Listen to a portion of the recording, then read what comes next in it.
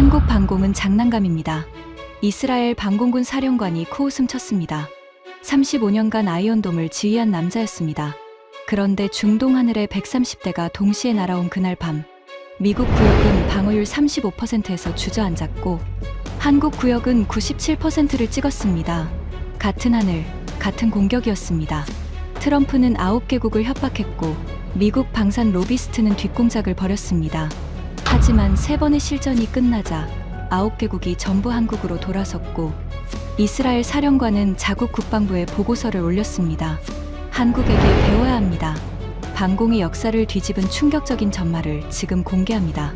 시작하기 전 구독과 좋아요, 그리고 대한민국 화이팅 댓글로 한국을 응원해주세요. 여러분, 제가 35년 동안 방공이라는 세계에서 살아왔습니다. 이스라엘 방공군에서 소대장으로 시작해서 준장까지 올라간 사람이에요. 아이언돔이 하마스 로켓을 처음 요격했을 때 제가 작전실에 있었고 다윗의 돌메가 시리아 미사일을 격추했을 때도 제 손이 승인 버튼 위에 있었습니다. 이 세계에서 저보다 실전 경험이 많은 사람은 손에 꼽을 정도라고 자부했어요. 그런 제가 지금 여러분 앞에서 고백을 하려고 합니다. 저는 한국이라는 나라 앞에서 완전히 무너졌습니다. 제 인생 최대의 오판이었어요. 35년간 쌓아온 자존심이 한 번에 박살이 났습니다. 그리고 그 박살이 나는 과정이 너무나 처참해서 지금 이 이야기를 꺼내는 것조차 손끝이 떨립니다. 시작은 석 달 전이었습니다. 페르시아만 상공에서 130대가 넘는 비행체가 동시에 날아오는 걸 위성 데이터로 지켜보고 있었어요. 드론, 순항 미사일, 탄도 미사일이 뒤섞인 포화 공격이었습니다. 그날 밤 저는 리야드 외곽의 방산 컨설팅 사무실에서 실시간 데이터를 분석하고 있었는데 스크린에 찍히는 숫자를 보는 순간 커피잔을 떨어뜨렸습니다. 같은 하늘이었어요. 같은 공격이었습니다. 같은 시간대에 같은 적이 쏜 같은 무기가 날아왔어요. 그런데 한쪽은 요격률 97%를 찍었고 다른 한쪽은 35%에서 허덕이고 있었습니다. 97%를 찍은 구역에는 한국의 천궁2가 배치되어 있었어요. 35%에서 주저앉은 구역에는 미국의 패트리어트가 지키고 있었습니다. 여러분, 35%가 어떤 의미인지 아시겠어요? 10발이 날아오면 6발이 뚫린다는 뜻입니다. 6발이 학교에, 병원에, 공항에 떨어진다는 뜻이에요. 그리고 그건 정확히 그날 밤에 벌어진 일이었습니다. 하지만 진짜 충격은 그 숫자가 아니었어요. 진짜 충격은 97%를 찍은 그 체계를 불과 넉 달 전까지 제가 장난감이라고 불렀다는 사실이었습니다. 저는 아리엘 벤다비드입니다. 전 이스라엘 방공군 사령관. 35년간 이 세계의 꼭대기에 있었던 사람이에요. 그리고 이건 꼭대기에서 추락한 사람의 이야기입니다. 제가 왜 한국을 무시했는지부터 말씀드려야겠죠. 이스라엘이라는 나라에서 방공이 뭔지 여러분은 상상이 안 되실 겁니다. 우리에게 방공은 취미가 아니에요. 산업이 아니에요. 그건 생존 그 자체입니다. 텔아비브에서 가자 지구까지 직선거리가 70km밖에 안 됩니다. 로켓이 발사되면 도착까지 90초예요. 그 90초 안에 탐지하고 분석하고 요격해야 합니다. 못하면 사람이 죽어요. 우리 아이들이 죽습니다. 그래서 우리는 아이언돔을 만들었어요. 세계에서 유일하게 수만 발의 로켓을 실전에서 막아낸 체계입니다. 요격률 92%.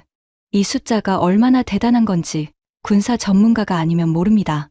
90%가 넘는 실전 요격률을 가진 방공 체계는 지구 위에 아이언돔 하나뿐이었어요. 적어도 그때까지는요. 그 위에 다윗의 돌메가 있습니다. 중거리 미사일을 잡는 체계예요. 그리고 최상층의 에로우가 있죠. 탄도 미사일 요격 전용입니다. 3단계 다층 방공. 이걸 보유한 나라는 이스라엘 뿐이에요. 미국도 없습니다. 미국은 패트리어트와 사드를 가지고 있지만 이렇게 유기적으로 3단계를 연결한 체계는 우리만 가지고 있어요. 제 아버지도 이스라엘 방공군이었습니다. 아버지는 제1차 레바논 전쟁 때 호크 미사일 포대에서 복무했어요. 제가 군에 입대하던 날 아버지가 한마디 했습니다. 아리엘, 하늘을 지키는 사람은 눈을 감으면 안 된다. 새로운 것이 보이면 두려워하지 말고 똑바로 봐라. 저는 그 말을 가슴에 새겼다고 생각했습니다. 35년 동안요. 하지만 정작 새로운 것이 나타났을 때 저는 눈을 감아버렸어요. 그 새로운 것이 바로 천궁이었습니다. 제가 천궁이라는 이름을 처음 들은 건 예편하고 중동 방산 컨설팅을 시작한 직후였습니다. 사우디 국방부 측에서 방공 현대화 프로젝트 자문을 요청했는데 검토 대상 목록에 한국 체계가 올라와 있었어요. 저는 목록을 훑다가 LIGNX1이라는 이름에서 멈췄습니다. 솔직히 처음 든 생각은 이거였어요. 이건 뭐지? 이스라엘 방공군에서 35년을 보내면서 제가 상대한 체계는 미국의 패트리어트, 러시아의 S-300, S-400, 프랑스의 아스터 정도였습니다. 이 네 가지가 세계 방공 시장의 전부라고 해도 과언이 아니에요. 거기에 이스라엘의 아이언돔과 다윗의 돌매를 더하면 끝입니다. 이 범위 밖의 체계는 솔직히 관심 대상이 아니었어요. 한국이 K9 자주포를 잘 만든다는 건 알았습니다. T-50 훈련기가 꽤 괜찮다는 것도요. 하지만 방공은 완전히 다른 차원의 기술입니다. 자주포는 땅 위에 목표를 때리는 거지만 방공은 하늘에서 초속 수백 미터로 날아오는 물체를 잡아야 해요. 레이더 기술, 유도 알고리즘, 실시간 처리 능력, 그리고 무엇보다 실전 경험. 이 네 가지가 전부 있어야 합니다. 저는 검토 목록에서 한국을 맨 마지막에 놓았습니다. 사실상 들러리였어요. 미국, 프랑스, 이스라엘 체계를 비교하는 보고서에 기타 검토 대상으로 이름만 올려놓은 거였죠. 에이탄이 전화를 걸어온 건 그 무렵이었습니다. 에이탄은 이스라엘 라파엘사의 수석 기술 고문이에요. 아이언돔의 핵심 소프트웨어를 설계한 사람 중 하나입니다. 저와 30년 넘게 알고 지낸 동료이자 친구죠. 아리엘, 한국 체계 제안서 봤어? 천궁이라는 거? 대충 훑어봤지. 대충이 아니라 제대로 봐. 설계 구조가 우리가 아는 것과 달라. 에이탄, 자네가 한국 무기에 관심을 가지다니 놀랍군. 관심이 아니라 경계심이야. 달라도 너무 달라서 오히려 신경이 쓰여. 저는 웃으며 전화를 끊었습니다. 에이탄이 걱정이 좀 많은 편이라고 생각했거든요. 라파엘에서 수십 년을 일하다 보면 모든 경쟁 제품이 위협으로 보이는 직업병 같은 거라고요. 그런데 며칠 후 리야드에서 첫 번째 검토 회의가 열렸을 때 사우디 쪽 실무자가 제게 제안서 5부를 건네줬습니다. 미국 RTX의 패트리어트 PAC-3 MSE 패키지, 프랑스 탈레스의 아스터 30 패키지, 이스라엘 라파엘의 다윗의 돌매 수출형, 러시아 알마즈안테이의 S-350, 그리고 한국 LIGNX1의 천궁2 수출형. 저는 습관적으로 미국 것부터 펼쳤습니다. 익숙한 숫자들이 보였어요. 탐지 거리, 요격 고도, 동시 교전 목표 수. 패트리어트는 제가 수백 번 다룬 체계니까 눈을 감고도 평가할 수 있었습니다. 프랑스 것도 마찬가지였고 라파엘 것은 당연히 저희 체계니까 누구보다 잘 알았죠. 러시아 것은 형식적으로 넘겼습니다. 그리고 마지막으로 한국 것을 펼쳤어요. 첫 페이지를 넘기는데 뭔가 이상했습니다. 제안서 구성 자체가 달랐어요. 미국이나 프랑스 제안서는 무기의 스펙부터 시작합니다. 탐지 거리 몇 킬로미터, 요격 고도 몇 미터, 미사일 속도 마하 몇, 이런 식이죠. 그런데 한국 제안서는 첫 장에 이런 제목이 붙어 있었어요. 위협 환경 분석 및 방어 아키텍처 제안. 무기가 아니라 구조를 먼저 제시한 겁니다. 저는 고개를 갸웃했습니다. 무기를 팔겠다면서 무기 이야기를 안 하고 뭘 하는 건지. 두 번째 페이지를 넘기니까 중동 지역의 위협 유형을 5가지로 분류해 놓았더군요. 저가형 자폭 드론, 중거리 순항 미사일, 단거리 탄도 미사일, 장거리 탄도 미사일, 그리고 이것들이 동시에 날아오는 복합 포화 공격. 각각에 대해 기존 중앙 집중형 방공 체계의 대응 시간과 한계점을 그래프로 보여주고 있었습니다. 그리고 세 번째 페이지에 한 문장이 적혀 있었어요. 위협이 10개일 때 작동하는 체계와 위협이 200개일 때 작동하는 체계는 다릅니다. 저는 그 문장을 읽고 코웃음을 쳤습니다. 200개. 어떤 세상에서 200개의 비행체가 동시에 날아옵니까? 그건 영화에서나 나올 법한 시나리오라고 생각했어요. 석 달 뒤, 정확히 200대가 넘는 비행체가 페르시아만을 건너왔을 때 저는 그 코웃음을 평생 후회하게 됩니다. 하지만 그때는 몰랐죠. 제가 본 건 그저 신생 방산국가의 과대포장된 카탈로그였습니다. 저는 제안서를 덮으면서 옆에 앉은 사우디 쪽 담당자 칼리드에게 말했습니다. 칼리드는 사우디 왕실 직속 방공연대와 위원장이었어요.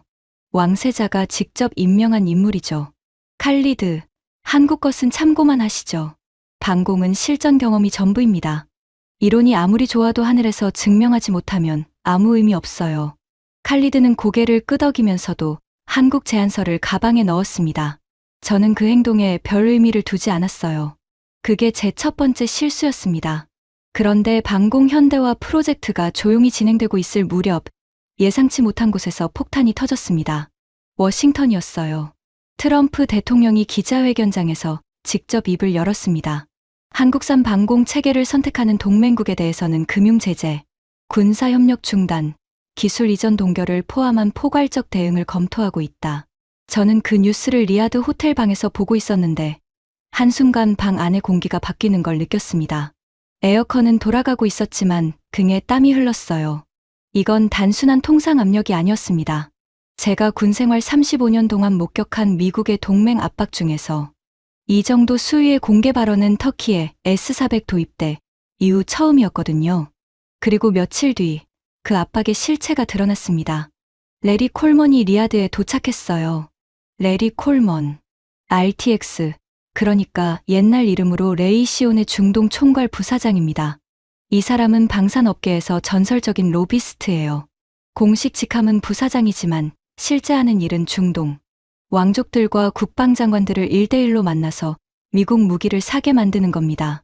키가 190cm가 넘고 회색 머리카락을 뒤로 넘기고 맞춤 양복에 금색 커프스 버튼을 달고 다니는 사람이에요. 웃을 때 눈이 웃지 않는 게 특징이죠. 콜먼이 리야드에 온 첫날 저를 먼저 찾아왔습니다. 호텔 로비의 카페에서요. 아리엘, 오랜만이군. 건강해 보여. 저는 커피를 마시며 대답했습니다. 레리, 자네가 리야드까지 직접 오다니 큰일이구만. 큰일이지. 한국이 우리 뒷마당에 들어왔으니까. 콜먼은 웃으면서 말했지만 그 웃음 뒤에 깔린 건 초조함이었습니다. 패트리어트의 중동 매출은 RTX 전체 해외 수입의 43%를 차지해요. 연간 200억 달러가 넘는 규모입니다. 여기에 유지보수, 부품 수급, 소프트웨어 업데이트까지 합치면 향후 20년간 800억 달러 이상의 파이프라인이 걸려 있는 거예요. 천궁2가 이 시장에 들어오면 그 파이프라인이 통째로 끊기는 겁니다. 아리엘, 자네도 우리 편이잖아. 이스라엘과 미국은 방공 분야에서 40년 넘게 파트너였어. 자네 아이언돔의 자금 지원도 미국 의회에서 나왔고, 그건 사실이야. 그러니까 간단해. 한국 체계가 검토 테이블에 오르지 못하게 하면 돼. 자네가 사우디 쪽에 영향력이 있잖아. 칼리드하고 친하지? 저는 커피잔을 내려놓았습니다. 콜먼의 눈을 똑바로 봤어요. 레리, 나는 컨설턴트야. 특정 업체 편을 들어주는 사람이 아니야. 콜먼의 눈빛이 순간 차가워졌습니다. 하지만 곧 다시 웃음을 되찾았어요. 물론이지, 물론이야. 자네는 공정한 사람이니까. 다만 한 가지만 기억해줘. 한국 체계는 실전에서 단 한 번도 검증된 적이 없어. 검증되지 않은 무기에 나라의 하늘을 맡기는 건 도박이야. 자네가 그 점만 정확하게 전달해주면 돼. 콜먼은 자리에서 일어나며 마지막으로 한마디를 던졌습니다. 참, 다음 주에 사우디, 아랍에미리트, 쿠웨이트, 바레인, 카타르, 오만, 요르단, 이라크, 이집트 국방수장들을 순차적으로 만날 예정이야. 9개국이야. 바쁠 거야. 9개국을 한 달 안에 전부 돈다는 뜻이었습니다. 저는 그의 뒷모습을 보면서 소름이 돋았어요. 이건 영업이 아니었습니다. 이건 포위 작전이었어요. 그리고 콜먼은 약속을 지켰습니다. 아니, 약속 이상을 했어요. 일주일 뒤 쿠웨이트 국방장관실에서 나온 정보가 저한테 흘러 들어왔습니다. 콜먼이 쿠웨이트 국방장관을 단독으로 만나 이렇게 말했다는 거예요.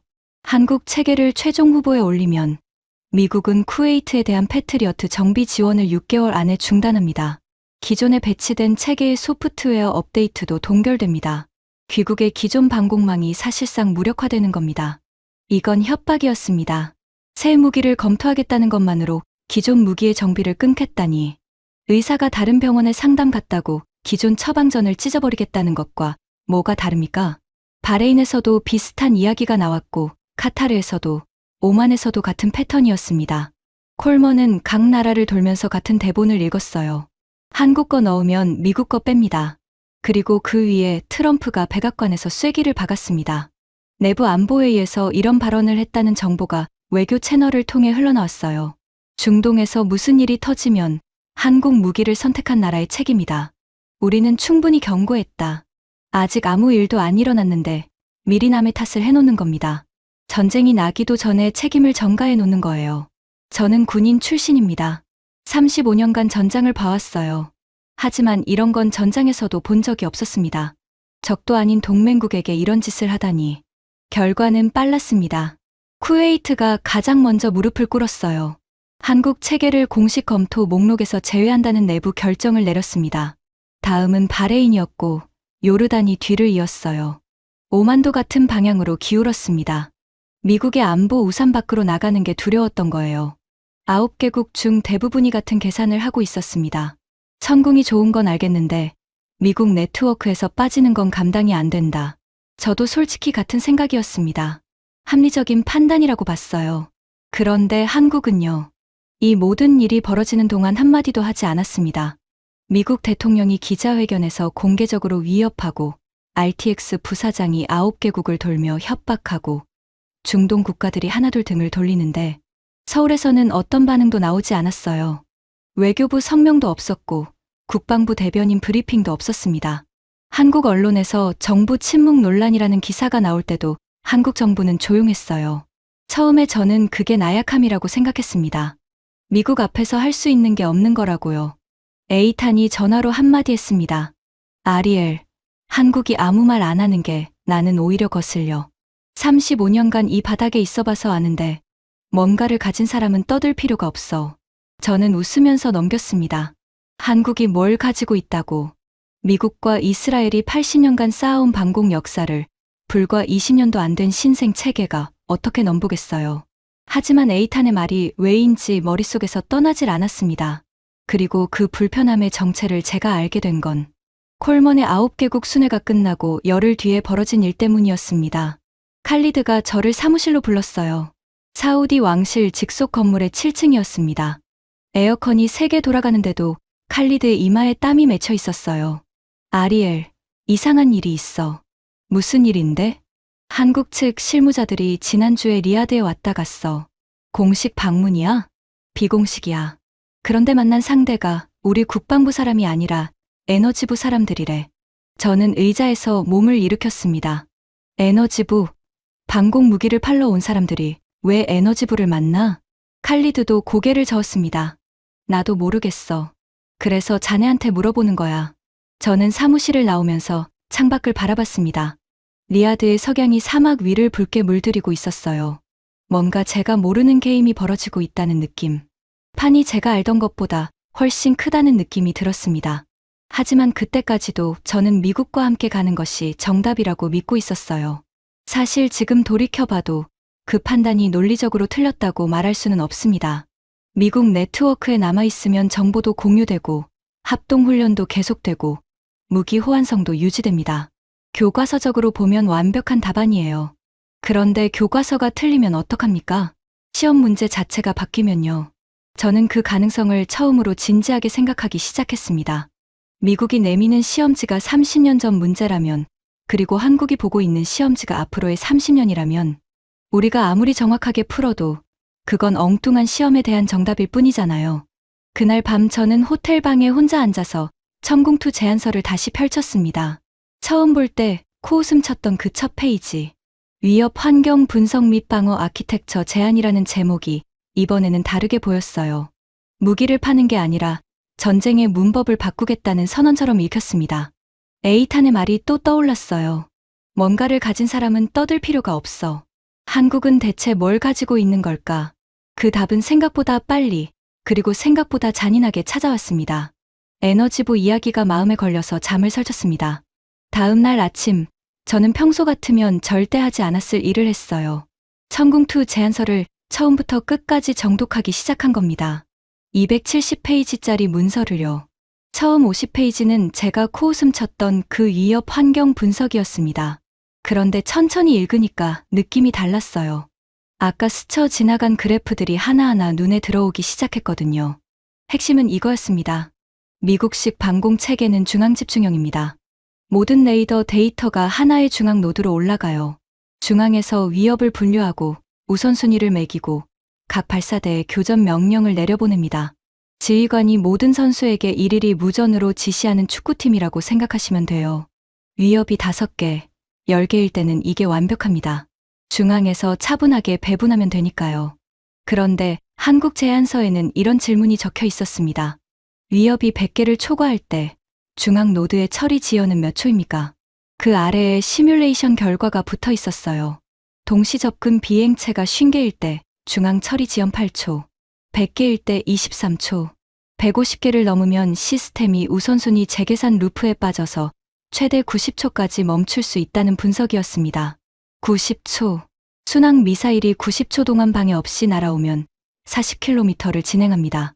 그 40km 안에 정유시설이 있고 공항이 있고 도시가 있어요.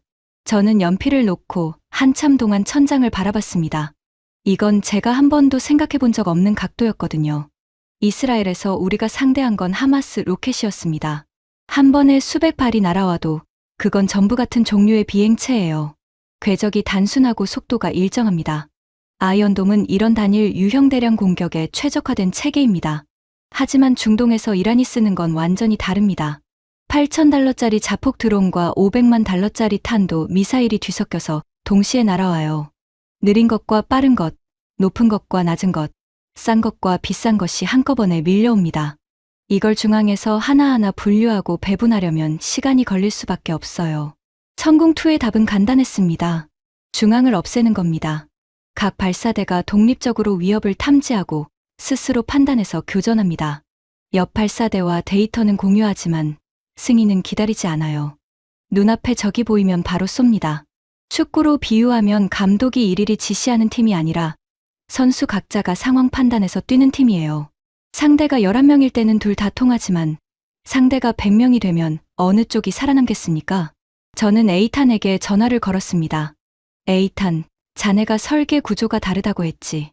이게 그 이야기야? 읽어봤구나. 어때? 솔직히 말할게. 이론적으로는 맞는 말이야. 분산형이 포화 공격에 유리하다는 건 논리적으로 반박하기 어렵거든.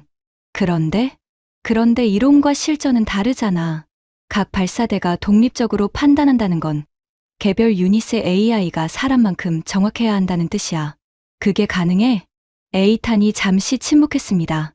그러더니 목소리를 낮춰서 말했어요. 아리엘, 내가 라파엘에서 아이언돔 소프트웨어를 만들 때 처음에 군 수뇌부가 뭐라고 했는지 알아?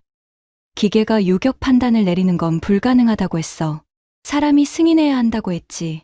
그런데 우리가 증명했잖아. 아이언돔의 요격 판단은 100% 알고리즘이야. 한국이 그걸 한 단계 더 밀어붙인 건데 불가능하다고 단정할 수 있어? 저는 대답하지 못했습니다. 에이탄이 마지막으로 한마디 덧붙였어요. 그리고 한 가지 더. 나는 천궁2의 레이더 주파수 할당 구조를 분석해봤는데 이건 하청 기술의 냄새가 아니야.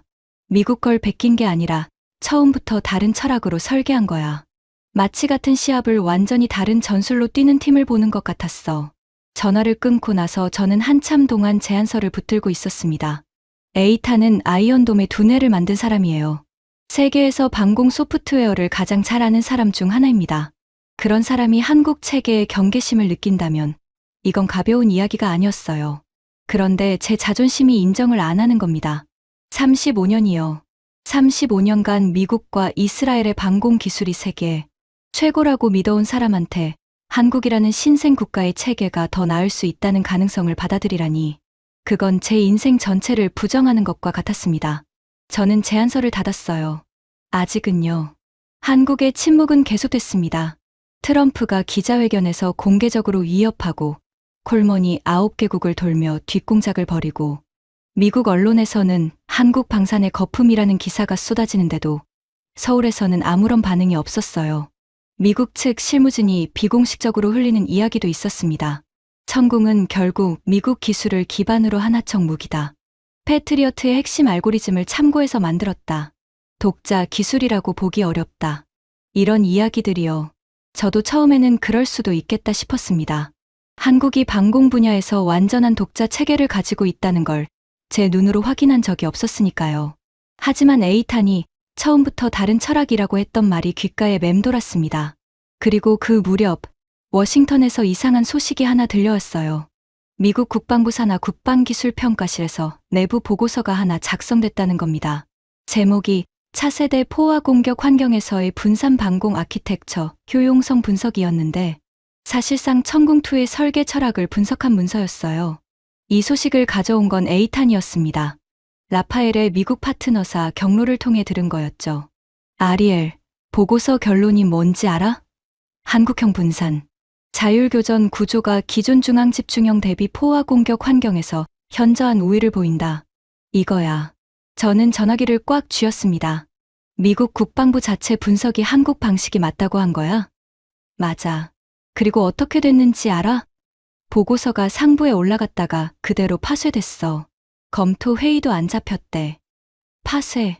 자국 전문가의 분석을 쓰레기통에 넣은 겁니다. 왜? 아리엘, 왜겠어? 이 보고서를 인정하면 패트리어트에 구조적 한계가 있다는 걸 공식적으로 시인하는 거잖아. 그러면 중동 800억 달러 파이프라인이 날아가고 방산 일자리 32,000개가 흔들리고 중간선거에서 텍사스와 엘라베마의 표가 움직여. 답을 알면서 못 받아들이는 거야. 저는 전화를 끊고 사무실 의자에 깊이 기대앉았습니다. 허탈했어요. 분노가 아니라 허탈함이었습니다. 미국이라는 나라가 자국 전문가의 분석까지 씹어버리면서 한국을 밀어내려 한다면 이건 기술적 판단이 아니라 정치적 결정이라는 뜻이었거든요. 합리성의 탈을 쓴 이기심, 그리고 저는 레리 콜먼이 그 파쇄에 관여했을 거라는 직감이 들었습니다. RTX의 로비 역량이라면 국방부 내부 보고서 하나쯤 묻어버리는 건 아침 식사 전에 할 수 있는 일이니까요. 실제로 며칠 뒤 콜먼이 백악관에 올린 보고서의 존재가 비공식적으로 확인됐습니다. RTX를 포함한 미국 방산 기업 5곳이 합동으로 작성한 건데 내용이 이랬어요. 중동 방공 계약이 한국으로 넘어갈 경우 미국 내 방산 일자리 32,000개가 직접 영향을 받는다. 텍사스 미사일 조립 공장, 엘라베마 레이더 부품 생산 라인, 애리조나 소프트웨어 센터, 구체적인 공장 이름과 고용 인원까지 표로 만들어서 올렸습니다. 그리고 보고서 마지막 페이지에는 정치자금 흐름도가 첨부되어 있었대요. 방산 기업들의 로비 자금이 어떤 의원들에게 가고 그 의원들이 어떤 위원회에 앉아 있는지. 이건 보고서가 아니었습니다. 협박장이었어요. 한국한테 시장 뺏기면 돈줄 끊기고 돈줄 끊기면 정치판 흔들린다. 이걸 대통령한테 들이민 겁니다. 여러분, 석 달 전에 미사일이 날아오기 시작했어요. 사람들이 대피했고 건물이 무너졌습니다. 그런데 그 다음에 미국이 한 일이 뭡니까? 왜 뚫렸는지 분석한 게 아닙니다. 다음에 어떻게 막을지 고민한 게 아니에요. 일자리 수를 세고 정치 자금을 계산한 겁니다. 하늘에서 불이 떨어지고 있는데 불을 어떻게 끌지가 아니라 소화기를 누가 만들어서 팔지를 따지고 있었어요. 저는 그때 처음으로 생각했습니다. 이 사람들은 동맹국의 하늘을 지키고 싶은 게 아니라 동맹국의 하늘을 팔고 싶은 거구나. 그 답은 생각보다 빨리, 그리고 생각보다 잔인하게 도착했습니다. 리야드 시각으로 새벽 1시 23분이었어요. 저는 호텔에서 잠들어 있었는데 전화벨이 아니라 창문을 때리는 충격파에 눈을 떴습니다. 유리가 덜덜 떨리고 있었어요. 바깥에서 사이렌이 울리기 시작했습니다. 연속으로 끊기지 않고요. 저는 군인 출신입니다. 그 사이렌이 무슨 뜻인지 몸이 먼저 알았어요. 잠옷 위에 재킷만 걸치고 사무실로 뛰었습니다. 사무실에 도착해서 방산 컨설팅 네트워크의 보안 채널을 열었을 때 화면에 뜬 숫자를 보고 심장이 멈추는 것 같았습니다. 동시 접근 비행체 134기, 분류 자폭 드론 78대, 순항미사일 37기 단거리, 탄도미사일 19기, 접근 방향 페르시아만 동쪽 부채꼴 전개, 134대. 제가 35년간 군 생활을 하면서 한 번도 경험하지 못한 규모였습니다. 이스라엘에서 하마스가 한 번에 수백 발을 쏜 적은 있어요. 하지만 그건 전부 단순 로켓이었습니다. 드론, 순항미사일, 탄도미사일이 동시에 섞여서 날아오는 복합 포화 공격은 군사 교범에서만 보던 시나리오였어요. 그리고 제가 2달 전에 코웃음 쳤던 천궁2 제안서의 그 문장이 번개처럼 머리를 때렸습니다. 위협이 10개일 때 작동하는 체계와 위협이 200개일 때 작동하는 체계는 다릅니다. 134대. 200개에 가까운 숫자가 현실로 날아오고 있었습니다. 저는 떨리는 손으로 데이터를 추적하기 시작했어요. 걸프 전역의 방공 포대 상황이 실시간으로 올라오고 있었습니다. 미국식 통합방공망 구역부터 봤습니다. 패트리어트가 지키는 리야드 북부, 주바일 산업단지, 담맘 항구. 중앙지휘 체계가 작동을 시작했어요. 레이더 데이터가 중앙 노드로 올라가고 위협 분류가 시작됐습니다. 그런데 15초가 지나도 교전 명령이 안 내려왔어요. 30초. 여전히 분류 중. 저는 스크린을 두 손으로 움켜쥐었습니다. 왜 안 쏘는 거야? 왜 안 쏘는 거야? 이유는 단순했습니다. 드론과 미사일이 뒤섞여서 날아오니까 레이더 반사 신호가 엉킨 겁니다. 시스템이 드론을 미사일로 오분류하고 미사일을 드론으로 오분류하는 일이 반복됐어요. 중앙 노드가 우선순위를 계속 재계산하면서 루프에 빠졌습니다. 38초가 지나서야 첫 번째 교전 명령이 내려왔어요. 하지만 그때는 이미 드론 선발대가 패트리어트 4대의 레이더 커버리지 안쪽으로 들어와 있었습니다. 그리고 여기서 더 끔찍한 일이 벌어졌어요. 패트리어트가 $8,000짜리 자폭 드론을 향해 $500만 요격탄을 쏘기 시작한 겁니다. 한 발, 두 발, 세 발. 드론이 떨어질 때마다 $500만 사라졌어요. 그리고 드론을 잡느라 요격탄을 소진하는 동안 뒤에서 진짜 순항미사일이 들어오기 시작했습니다. 담맘 항구 인근 포대에서 긴급 통신이 올라왔어요. 요격탄 재장전 필요. 현재 잔여 4발. 접근 비행체 11기. 4발로 11기를 상대하라니. 저는 눈을 감았습니다. 주바일 산업단지 쪽에서 첫 번째 착탄 보고가 올라왔어요. 순항미사일 2발이 정유시설 외곽 배관 구역에 떨어졌습니다. 화재 발생. 담맘 항구에서도 드론 자폭 공격으로 크레인 3기가 파괴됐다는 보고가 이어졌고요. 리야드 북부에서는 탄도미사일 신호가 잡혔는데 패트리어트 4대가 드론 대응에 요격탄을 소진해서 탄도미사일을 향해 쏠 탄이 부족했습니다. 저는 35년간 전장을 봐왔지만 이렇게 체계적으로 무너지는 걸 본 적이 없었어요. 적이 뚫은 게 아닙니다. 우리 시스템이 스스로 무너진 겁니다. 완벽하게 통합되어 있었기 때문에 완벽하게 느렸던 거예요. 그런데요. 그 와중에 스크린 오른쪽 하단에 있는 남부 구역 데이터가 눈에 들어왔습니다. 아랍에미리트 접경 지역, 천궁2가 시범 배치되어 있던 구역이었어요. 교전 로그가 실시간으로 찍히고 있었습니다. 드론 격추, 순항미사일 요격, 드론 격추, 드론 격추. 끊김없이 올라오는 로그, 중앙 승인 대기 표시 없음. 각 발사대 자율교전 진행 중. 저는 숫자를 세기 시작했어요. 해당 구역에 접근한 비행체 32대, 격추 31대, 요격률 97%, 97%. 같은 밤, 같은 공격에서 미국식 통합망 구역의 종합 요격률은 35%였습니다. 저는 의자 등받이에 몸을 기대고 천장을 바라봤습니다. 형광등이 흔들리고 있었어요. 아니, 제 눈이 흔들리고 있었던 건지도 모릅니다. 그리고 한 가지 더 확인한 숫자가 있었어요. 요격 비용이었습니다. 미국 구역에서 패트리어트가 소모한 요격탄 38발, 단가 $500만 기준으로 1억 9천만 달러를 태웠어요. 그중 드론을 향해 발사된 게 25발 이상이었습니다. $8,000짜리를 잡겠다고 $500만 날린 거예요. 천궁 구역에서는 드론은 연동된 근접방공 체계가 따로 처리했습니다. 천궁 본체는 순항미사일과 탄도미사일에만 집중했어요. 소모된 요격탄 총 12발.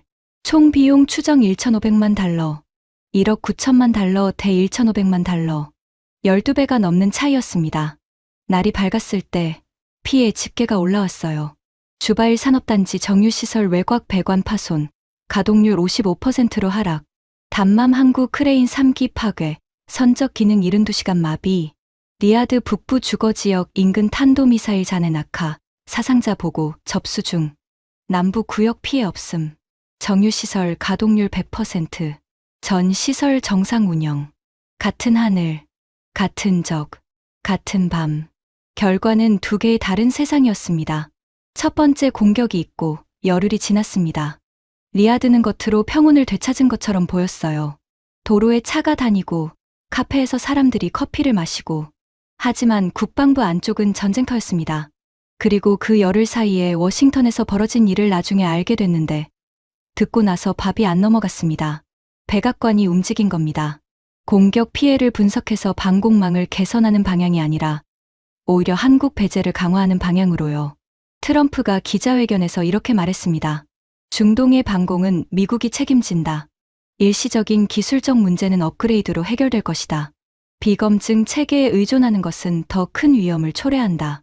일시적인 기술적 문제.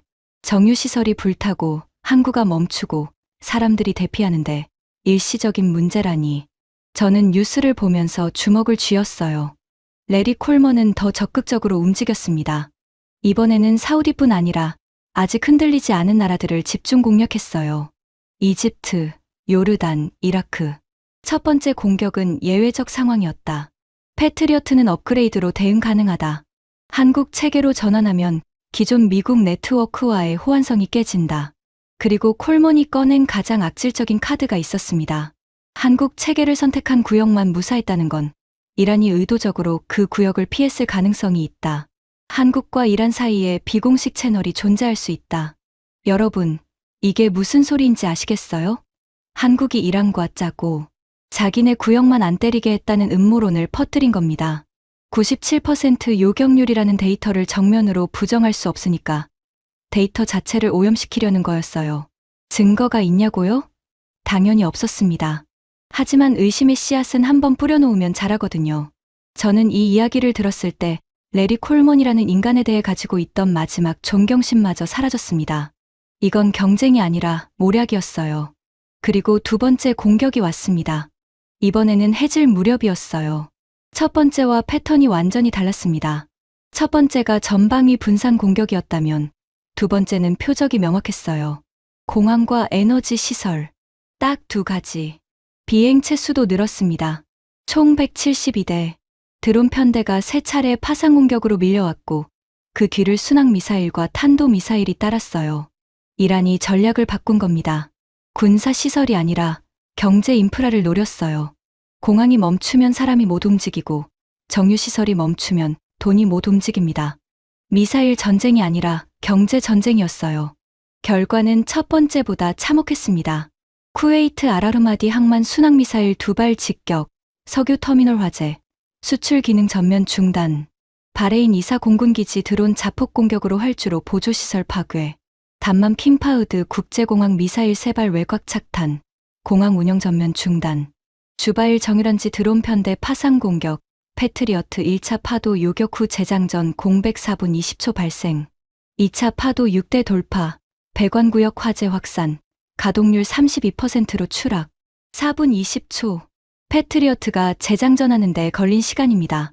그 4분 20초 동안 드론 6대가 방어선을 뚫고 정유시설에 박혔어요.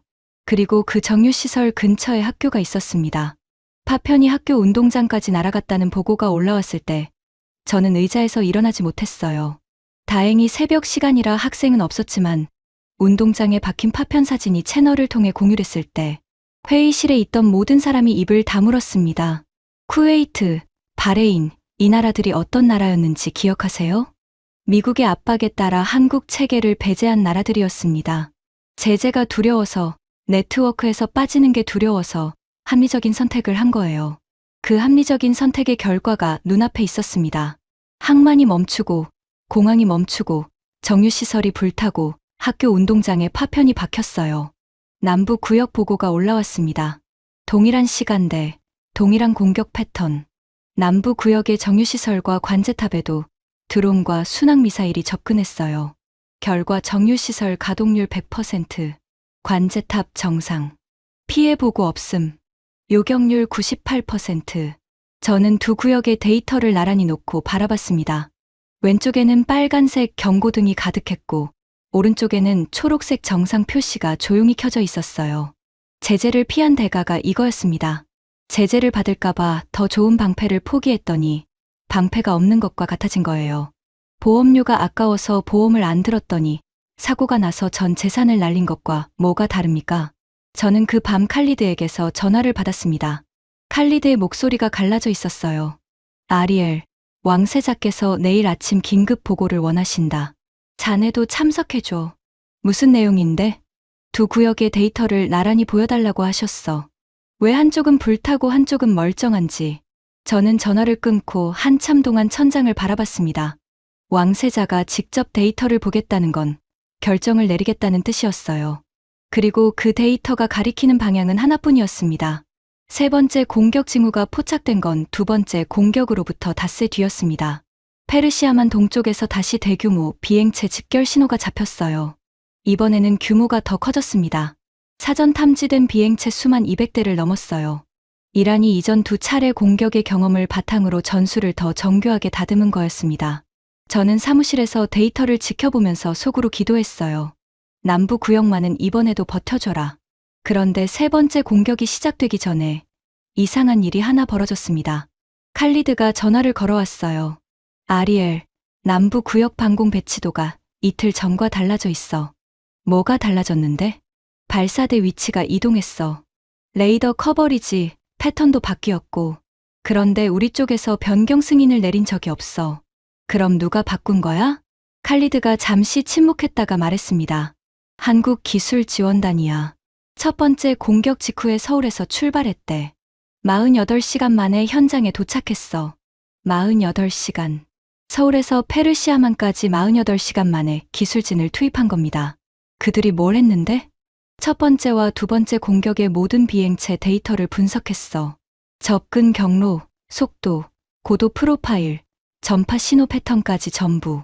그걸 바탕으로 세 번째 공격이 올 경우 예상 침투 경로를 도출하고 발사대 위치를 재배치했대. 레이더 주파수 할당도 현장에서 직접 수정했고, 저는 수화기를 쥔 손에 힘이 풀리는 걸 느꼈습니다. 이건 단순히 잘 만든 무기를 납품한 게 아니었어요. 실전 데이터를 먹고 체계가 진화하는 구조였습니다. 어제의 전투를 학습해서 오늘 더 강해지는 무기.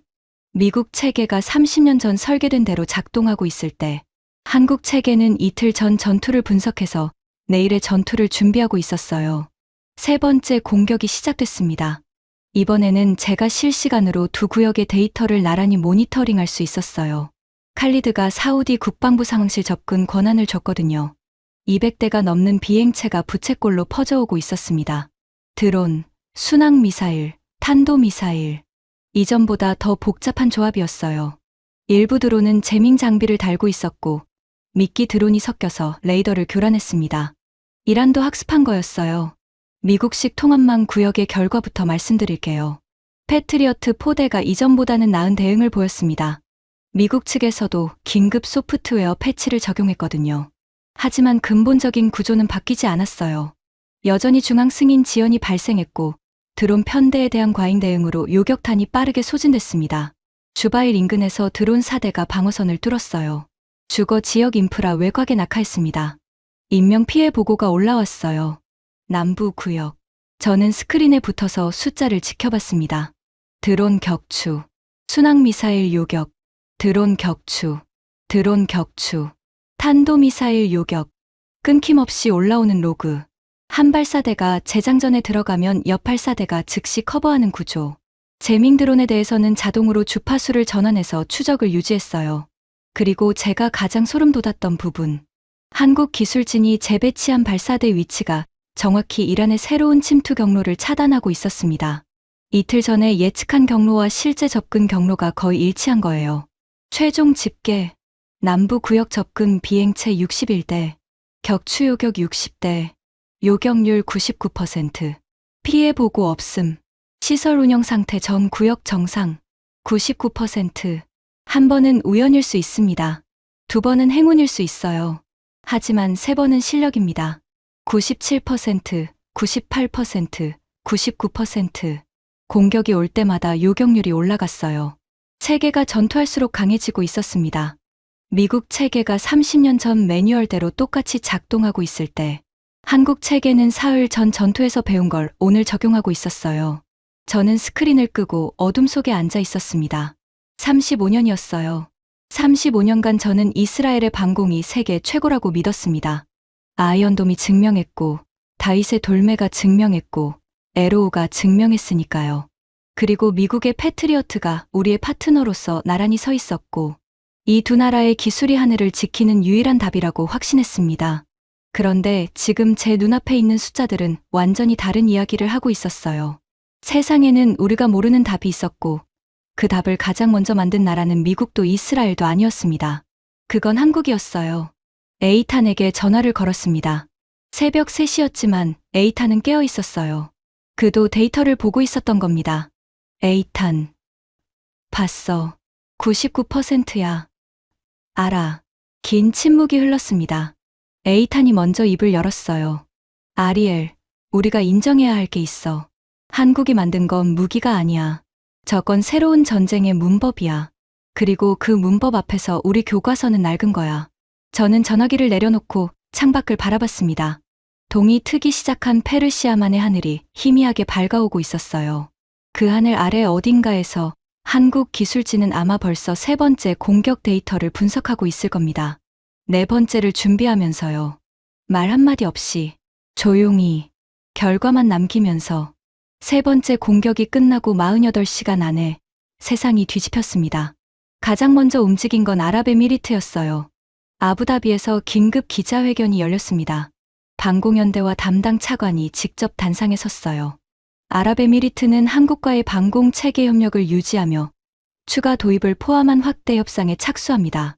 이 결정은 우리 국민의 생존을 최우선으로 고려한 것이며 어떠한 외부 압력에 의해서도 변경되지 않을 것입니다. 기자가 물었습니다. 미국의 제재 가능성에 대해서는 어떻게 대응하실 겁니까? 차관이 한 박자 쉬더니 대답했어요. 제재의 비용과 방어 실패의 비용을 비교했습니다. 답은 명확했습니다. 그 한마디가 전 세계 뉴스의 헤드라인을 장식했습니다. 스문의 시간도 안 돼서 카타르가 뒤를 이었어요. 카타르 국방장관이 한국 방공 체계 도입을 위한 실무협의 개시를 공식 발표했습니다. 다음 날은 쿠웨이트였어요. 불과 2달 전에 레리 콜먼의 협박에 굴복해서 한국을 배제했던 바로 그 쿠웨이트가 입장을 번복했습니다. 쿠웨이트 국방장관이 성명을 발표할 때 목소리가 떨렸다고 합니다. 항만이 불타고 공항이 멈춘 걸 직접 목격한 사람이니까요.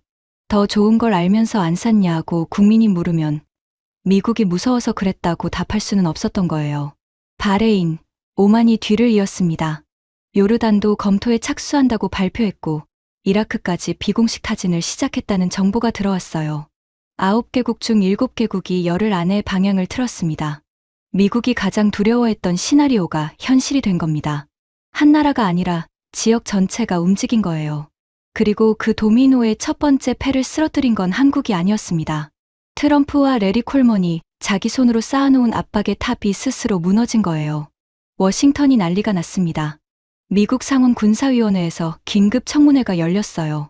의제는 중동 방공 체계의 실전 대응력 평가 및 동맹 안보 전략 재검토였는데 실제로는 트럼프의 대한국 제재 정책이 도마 위에 오른 거였습니다. 여야 가릴 것 없이 의원들이 국방부 관계자를 몰아세웠어요. 핵심 질문은 하나였습니다. 왜 한국 체계는 3번 다 막았는데 우리 체계는 3번 다 뚫렸나? 국방부 측 답변이 궁색했습니다. 한국 체계는 제한된 구역에서의 시범 운용이며 전체적인 평가를 내리기엔 이릅니다. 그런데 이 답변이 나간 같은 날 미국의 주요 안보 전문지 4곳이 남부 구역 실전 데이터를 상세 분석한 기사를 일제히 쏟아냈어요. 3번의 실전 97%-98%-99%의 요격률, 시설 피해 제로, 제한된 구역이라는 변명은 오히려 역효과를 낳았습니다. 그 제한된 구역만 멀쩡하니까 나머지 구역의 실패가 더 부각됐거든요. 전직 미국 국방장관이 인터뷰에서 말했어요. 정치적 이해관계 때문에 동맹의 안보를 담보로 잡는 것은 미국의 가치에 반한다.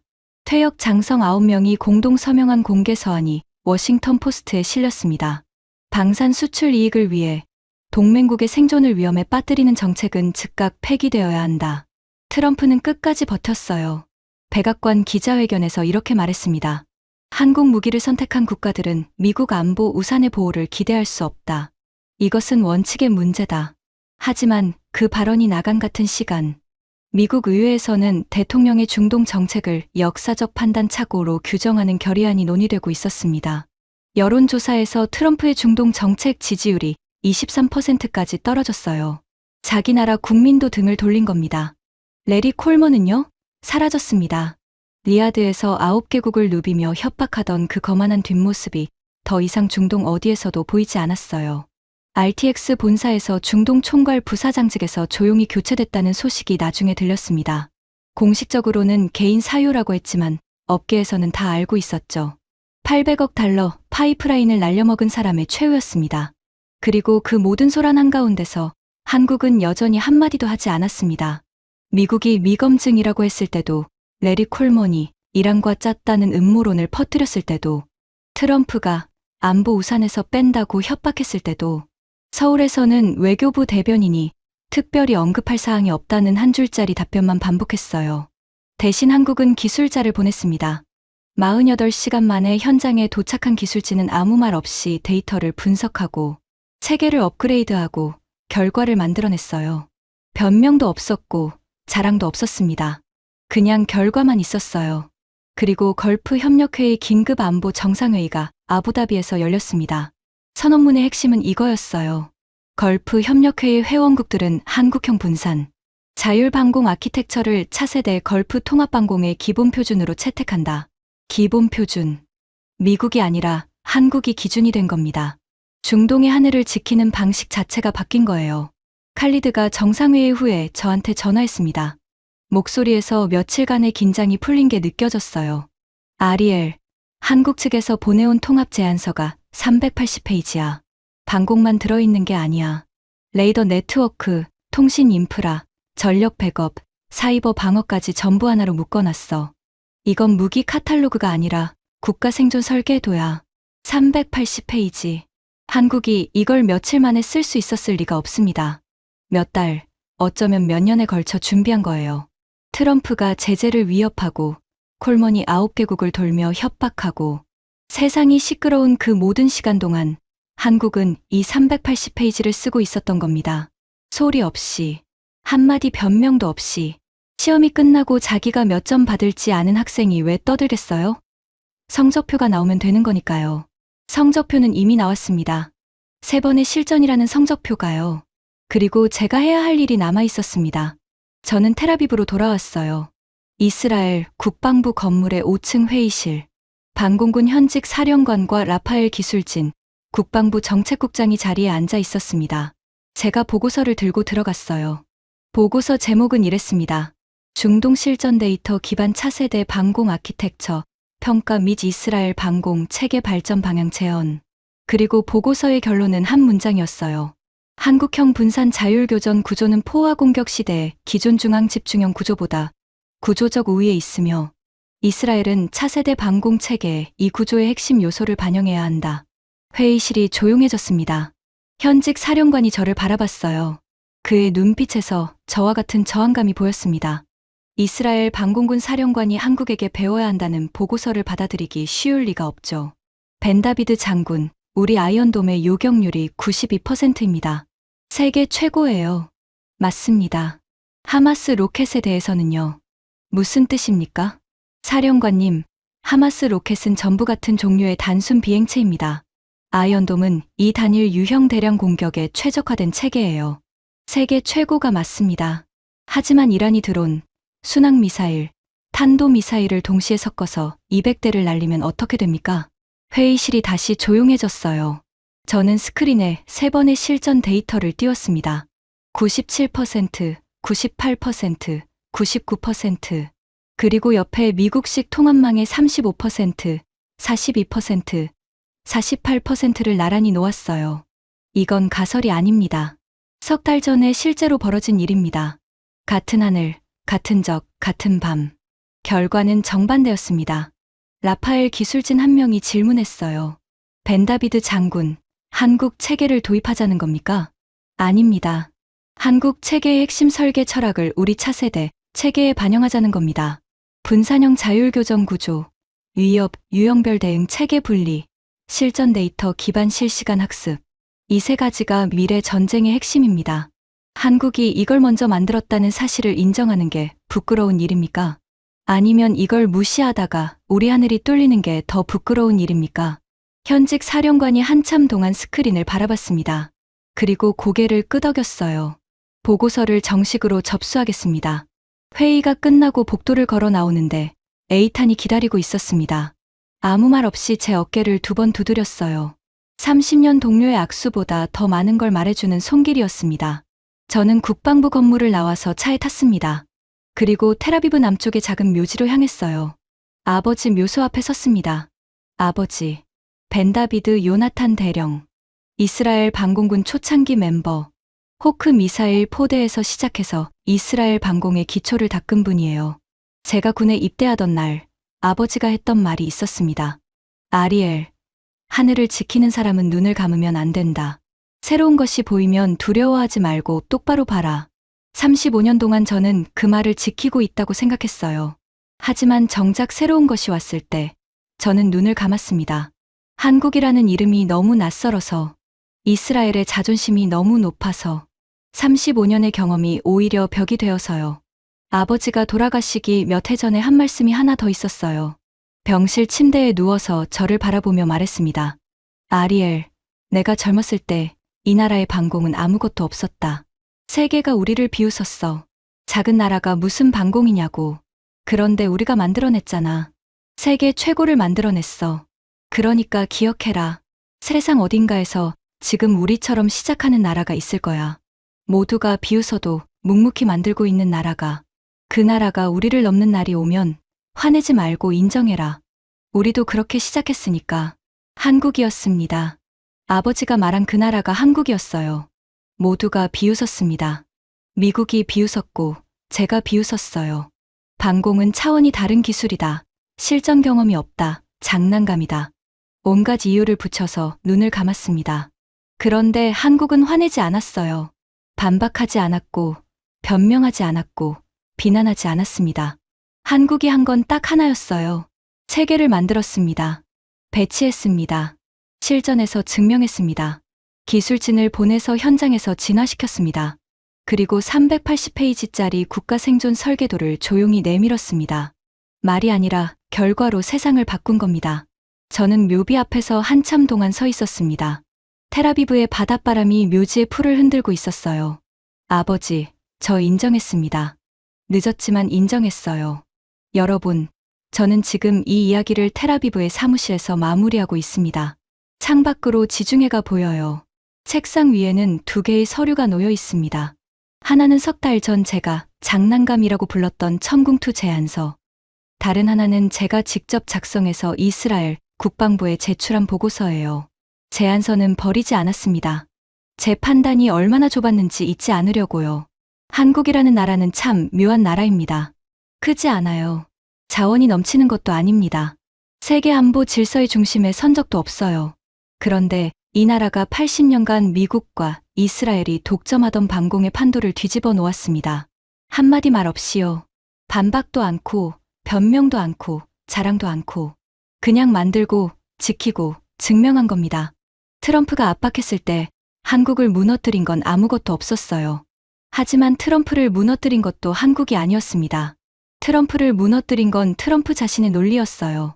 한국은 미검증이다 했는데 3번 검증됐고, 제재를 감수하는 건 비합리적이다 했는데 제재를 피한 나라들이 더 큰 피해를 입었고, 미국 체계가 최고다 했는데 미국 체계만 뚫렸습니다. 모든 주장이 현실에 의해 하나씩 부서진 거예요. 에이탄이 며칠 전 저한테 한마디 했습니다. 아리엘, 예전에는 세계가 미국을 기준으로 반공 전략을 짰잖아. 앞으로는 한국을 기준으로 짜게 될 거야. 미국은 힘으로 기준이 됐지만 한국은 실력으로 기준이 된 거니까. 저는 대답하지 않았습니다. 대답할 필요가 없었어요. 현실이 이미 그렇게 되고 있으니까요. 얼마 전 칼리드에게서 마지막 전화가 왔습니다. 사우디 국방부의 새로운 반공 배치 계획이 확정됐다는 소식이었어요. 대형 스크린에 사우디 전역 지도가 떠 있었고, 새로운 반공 거점들이 표시되어 있었대요. 전부 한국형 분산 배치 구조였습니다. 칼리드가 웃으면서 말했어요. 아리엘, 우리 국방부 신임 소위 한 명이 한국어를 배우기 시작했대. 한국 기술진이랑 직접 소통하고 싶다고. 저는 그 이야기를 들으면서 떠오른 게 있었습니다. 30년 전 제가 미국 엘라베마 헌츠빌에서 패트리어트 연수를 받으러 갈 때 영어를 더 열심히 공부하겠다고 결심했던 일이요. 그때 저는 미국을 배우러 갔고 그 젊은 소위는 한국을 배우러 가려는 겁니다. 세대가 바뀐 거예요. 기준이 바뀐 겁니다. 여러분은 한국을 어디까지 아시나요? K-팝, 드라마, 반도체, 그 정도를 떠올리시는 분이 많을 거예요. 하지만 제가 경험한 한국은 그보다 훨씬 깊은 나라입니다. 자기 기술을 묵묵히 쌓고 위기 앞에서 흔들리지 않고 결과로만 말하는 나라. 세상이 무시할 때 화내지 않고 세상이 인정할 때 으스대지 않는 나라. 저는 35년간 하늘을 지키는 일을 해왔습니다. 그리고 이제 알겠어요. 세상에는 소리 없이 판을 바꾸는 나라가 있습니다. 그 나라의 이름은 대한민국입니다. 지금까지 이스라엘 방공군 사령관이 경험한 충격적인 이야기였습니다. 소리 없이 세계의 하늘을 바꾸고 있는 대한민국의 이야기, 주변에 널리 공유해 주세요. 우리가 몰랐던 대한민국의 저력을 더 많은 분들이 알 수 있도록 구독과 좋아요도 부탁드립니다. 지금까지 터칭 스토리였습니다. 감사합니다.